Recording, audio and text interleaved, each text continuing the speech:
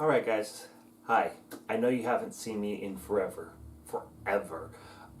And I've been going over in my head for the last couple weeks actually, probably even longer than that, about how I wanted to approach this video, and I still have no idea, but you guys deserve to have an explanation. So the issue here is that,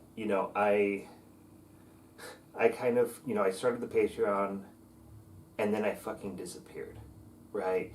And that was never my intention. I want to make that clear right off the bat. I really only have one person I need to apologize to for that, because only one person had actually signed up for the Patreon. And yeah, that was a little discouraging, but here's the thing.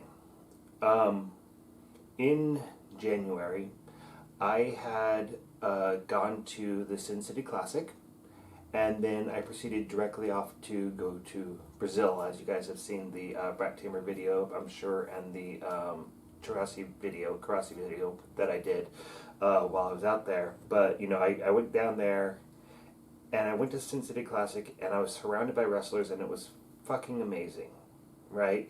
And I did all right. And then I went down to Brazil, and I was meeting people for wrestling throughout Brazil. And that was my first time being outside of the country, and it was incredible. I, have mixed feelings about it because of, the type of person where I am actually a relatively empathetic person. So going through Brazil and seeing the poverty everywhere was challenging for me. And trying to be on a vacation and actually be happy there was a bit of a challenge just because of that. And then I came back for about a week and a half and then flew out for WrestleFest. And so really for about a month, my world revolved around wrestling exclusively, and it was probably the best month of my life, despite the elephant in the room. And the elephant in the room, one of them absolutely is Donald Trump, right? I have, and I don't want to put too many politics onto this channel, but in the past I've talked about how we respect the trans community and being more inviting to them and that type of thing, and standing up for their rights, because when their rights disappear, so do ours. And that was like my second most hated video of all time. The most hated one being the risk awareness for choking videos, which really were hated just because of stupidity, in my opinion. But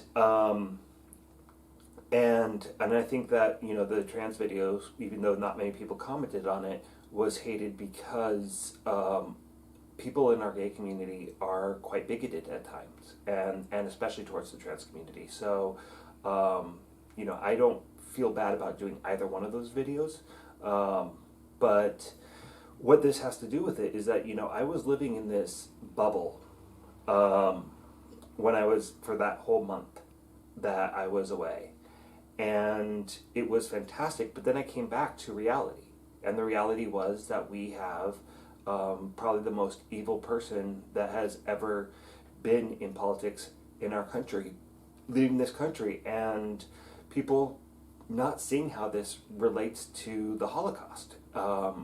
And I see what's happening with the prison in El Salvador as being basically equal to the concentration camps that Germany sent the Jews to. And it wasn't just the Jews during World War II. It was a lot of other minorities, the Romani people, which people generally know the term, the racist term, gypsy, right? And the gay people went to those concentration camps amongst many other demographics, right? And we are setting ourselves up to be doing the exact same thing here. And as you guys know, Jet is my husband. We've been married for this is going to be our 14th anniversary in October. And around our 10th anniversary, he was called in to do his naturalization test, which he passed quite easily, and his interview. And because it was in the middle of the pandemic, he got naturalized. He became a citizen in that period of time. But, he is Asian. He's not white. And we're living in a time right now where that's a crime, basically. Like, they may be mostly targeting Latinos right now, which I think is absolutely wrong, right? The fact that we are taking people out without without letting them even provide any evidence that they might be citizens, right? And I don't think that anybody should be going to a country other than their birth country to go serve time in a prison for simply coming here and usually to have a better life. And, I know MS-13 is like this big, awful, scary gang, but I don't think it's right that we are taking people who are not part of that gang because they might have tattoos. And that's a very scary thing, and it's been very distressing for me. And it has taken a lot of my gas out, a lot of my emotional energy, which, as you guys have probably realized by now, I'm a pretty sensitive person. So, I take negative comments pretty seriously. I got one today, actually, on my squeeze tutorial that I did, a squeeze play tutorial that I posted to Watchfighters, that said that this was pointless, not the video, your entire existence. And, okay, whatever, I can move on from this. I realize that that is not something I should give any weight or consideration to whatsoever. But at the same time, like, still part of me feels that. And as you guys have known, that I always take that type of thing probably more to heart than I should. And so, I've disappeared mostly because I haven't had the emotional energy to keep going. And that also leads me into the other reason why I haven't been posting, and one of them is that I dropped out of BJJ, and I'm ashamed of that. But there's a pretty good reason for that. So since I moved to Maine, which I've moved back to Tacoma now, but that was probably 8 years ago. Right before I moved there, I started noticing myself becoming winded when I would teach warm-up classes when I was working at 24 Hour Fitness. The warm-ups for the classes, rather. And so, because I was doing them along with people, and I was getting winded a little bit easier, and I'm like, okay, whatever, I just need to do a little bit more cardio. And then when I got into Maine, it got to the point where I would roll 3 rounds, and I would have to go outside into the snow to catch my breath and, potentially throw up, which I never did, but I always felt like I was going to. And it's progressed to the point where I can't finish a single round without feeling that way. In fact, when I was in the Sin City Classic, I actually forfeited my submission match halfway through because I was feeling that way. And I don't know what's going on with me. I just, this Monday, a week ago from today, or no, it wasn't that, it was Friday, sorry. I went in for a cardiac stress test, which is, they make you run on a treadmill, they put the 12 lead on you, they check your blood pressure as you're walking, jogging, whatever. And I got up to a jog, right? Not a heavy jog, a light one. And my pulse, which this is actually a relief to me because I thought something else was happening where my heart was not getting up to pace when I was gassed out. But I shot up to 160 some beats per minute, which is fairly good. It is the highest number I've seen in a while, and I think maybe my Fitbit is malfunctioning. But I only got into a jog and then I had to lay down. Or had to get off the treadmill and lay down because that was part of the test, and they did the echocardiogram, and fortunately everything is fine in that department, but it also means that I still don't have answers as to why this might be happening. I'm kind of hoping at this point that I just have asthma, right?